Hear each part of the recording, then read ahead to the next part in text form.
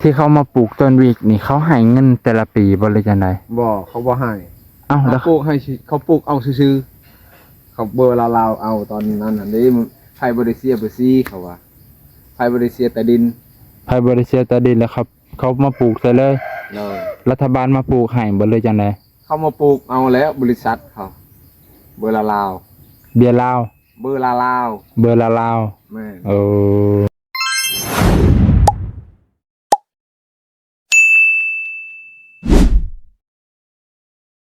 สวัสดีครับพ่อแม่พี่น้องลุงป้าสบายดีเด้อพ่อแม่พี่น้องที่อยู่ในประเทศและต่างประเทศมื้อนี้บ่าวน้องสิมาเบิ่งที่ดินของอ้ายบุญเกิงเนาะนางลอยก็มีคอมเมนต์นึงอ้ายเพิ่นถามว่าที่ดินอ้ายเกิงจากไสหาไสจากไหนถึงไหนเดี๋ยวสิพาไปเบิ่งนะไปเบิ่งน้ำกันแม่พี่น้องนี่เจ้าของที่ดินสบายดีอรุณสวัสดิ์ตอนเช้านะนี่อยู่พี่จักเม็ดจักเม็ดก็อ้าย37คูณ27นะมีติ77พี่น้องพอดีกับกว้างอยู่พี่น้องบ่ได้ว่าแค่จากเสานี่ไปหาอยู่ตุ้งไปหาเสาน้อยๆพี่น้องต้นข้างๆต้นไม้เนาะนั่นแหละข้างๆต้นไม้นั่นแหละอันนี้คือ37แล้วไปนี่หาทางนี้ไปฮอดพุ่น27นะพี่น้องถือว่ากว้างไปตามนี้ไปตามรองหัวแล้วตัวนี้อีกเดี๋ยวก็ถือว่าไกลเติบกว้างอยู่เพิ่นกับปลูกนั่นปลูกนี่ได้หลายแนวอยู่พี่น้องเพิ่นก็สิอาศัยเฮ็ดให้เฮ็ดนาแน่ส่วนที่มันเหลือไปตามนี้แหละนี่โดยนี่คันนี่ก็ถือว่าเฮ็ดเป็นคันนาเลยเพิ่นว่าอนาคตก็สิมาอันนี้อยู่ดอกพี่น้องใจเย็นๆเด้ออย่าพาเร่งไอ้เกิงหลายไอ้เกิงกับผู้เดียวนี่แหละคือเห็นร้อยเพิ่นก็เฮ็ดของนักบ่ได้แล้วจากหลักนี่ไปหาโหนพี่น้อง27 เมตรเพิ่นแหละคันหน้าเพิ่นแหละไปตามคันนี่ไปตามคันนี่เลยถ้าคันยับเข้ามาก็ห้อยก็เสียเปรียบเพิ่นแล้วเนาะตามคันนี่เลยนี่พี่น้องถือว่ากว้างอยู่กว้างหอนนี้โอ้ดินเฮาเองตัวนี้ดินเองตัวนี้คือดินเองโดยดินเพิ่นตะกี้โดยดินพอดินแม่เอาให้หน้าไปพี่น้องแต่ว่าที่เขามาปลูกต้นวิกนี่เขาให้เงินแต่ละปีบ่เลยจังได๋บ่เขาบ่ให้เอ้าแล้วปลูกให้เขาปลูกเอาซื่อๆเขาเบอร์ลาวๆเอาตอนนั้นน่ะนี่ไผบ่ได้เสียบ่ซี่เขาว่าไผบ่ได้เสียแต่ดินไผบ่ได้เสียแต่ดินแล้วครับเขามาปลูกซะเลยรัฐบาลมาปลูกให้บ่เลยจังได๋เขามาปลูกเอาแล้วบริษัทเขาเบอร์ลาวเบียร์ลาวเบอร์ลาวเบอร์ลาวแม่โอ้แล้วบัดนี้เดี๋ยวนี้ก็ยังเขาบ่ได้ให้หยังเลยบ่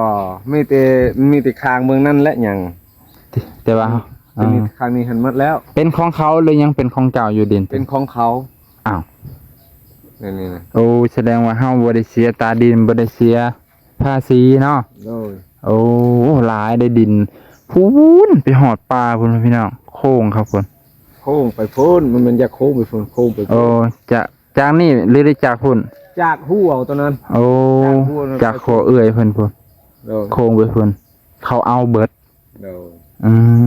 คันเชียนี่ปีละเท่าไรคันเชียหลายซั่นนี่ปีละ5-6 ล้านโอ้ก็เลยยอมเสียสละบ่โอ้คันนี่ไปเบิ่งบอลคันสิเอาคืนนี่ก็ต้องเฮ็ดจังได๋ซั่นมันบ่ได้แล้วเอาคืนมันบ่ได้แล้วบ่ได้เลยโอ้ถือว่าเป็นกรรมสิทธิ์ของเขาเลยเฮาก็เสียกรรมสิทธิ์ที่ดินเลยพอแล้วบ่าวน้องฮาก็ฮู้เรื่องนี้เรื่องเมื่อทำอิฐพอบ่ค่อยได้ถามเห็นเขาเจ้ามาปลูกใส่ดินก็ตะกี้มันเป็นดินโขกดินปลาแพ่ๆน่ะซื้อเลยซื้อพุ่นจนหดพุ่นเลยโอ้ เคยดินอายเลย แม่นชื่อฮอดพุ่นเลยพุ่นเล เออย จนฮอดห่วยพุ่นแล้วมันมีห่วย โดยมันมีห้วยได้อยู่ เออ ฮอดห้วยฮอดห้องพุ่นแหละ เป็นดินอายมาเลยตะกี้นั่น โดยเดี๋ยวนี้ก็เป็นดินเบื่อละลาวเป็นดินจีนแล้ว โอ้เป็นดินจีนดินถือว่าจีนอะไร จีนบุกเบิก จีนบุกเบิกก็ ปลูกวิก ปลูกวิกนะก่อนสิมาฮอดจีนก็ต้องผ่านคนลาวมาก่อนแหละให้พี่น้องบ่าวน้องก็คิดว่าจังซี่นะเนาะ โดย แต่ว่าจังไหนเพิ่นก็น่าจะถามเจ้าของเพิ่นถามก่อนแต่ว่าดินนี่เจ้าสิเอาบ่หรือเจ้าสิบ่เอาคันบ่เอาข่อยสิมาปลูกต้นวิกเขาว่าจังซี่บ่ แม่น โอ้คิดว่าเอาข่อยปลูกต้นวิกให้อีก 4-5 ปีเจ้าดูแลได้ข่อยสิให้ดอกให้เจ้าเสียตาดินให้เสียภาษีเพิ่นก็บ่ได้ว่าจังซั่นเพิ่นพี่น้อง บ่บ่ อื ได้ว่าม บ่าวน้องกะหากะฮู้มือแรกมือทำอิฐนะ ผมบ่ปลูกที่ ถือว่าเพิ่นกะอันนี้เพิ่นว่าถือว่าเสียสละเลยนะดินตอนนั้นโอ้เสียดายอยู่แต่เพิ่นก็จงไว้แค่นั้นคันดินตัวเจ้าดุดน้อยๆนั่นเสียภาษีปีละเท่าไหร่ ปีละ500,000 600,000 โอ้ปีละ500,000 600,000ประมาณ เฮ็ด สอง ให้นาแต่นั้น ประมาณปีละพันไปพี่น้องเอา อันนี้เฮ็ดให้นาเลยลงไปพุ่นเลย อืม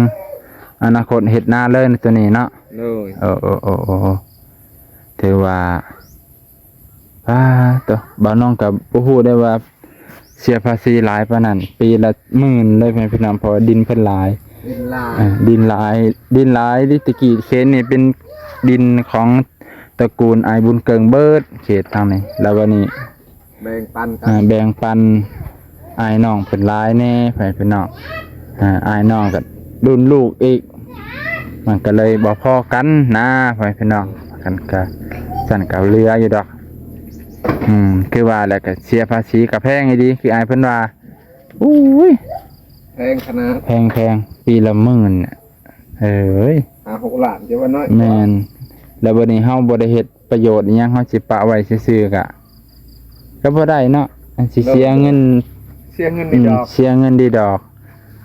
แต่เฮาก็บ่แม่นหัวนักธุรกิจจักสิเฮ็ดทุนอิหยังแต่ว่าคันว่า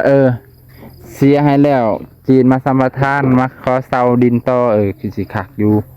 เพิ่นพี่น้องเซาอ้าวข่อยให้เจ้าปลูกข่อยสิให้ดอกปีเท่านั้นโอ้สุดยอดชีวิตเรื่องราวของไอ้เกิงเอาไปพี่น้องเฮากะสิได้จบเพียงเท่านี้แล้วเด้อขอมอบขอบใจขอบพระคุณทุกการติดตามทุกการรับชมมื้อนี้บ่าวนงค่ะมาแต่สวงแต่เช้าแน่พอดีไอ้เกิงเพิ่นกะรับประทานอาหารเช้าเรียบร้อยแล้วกับ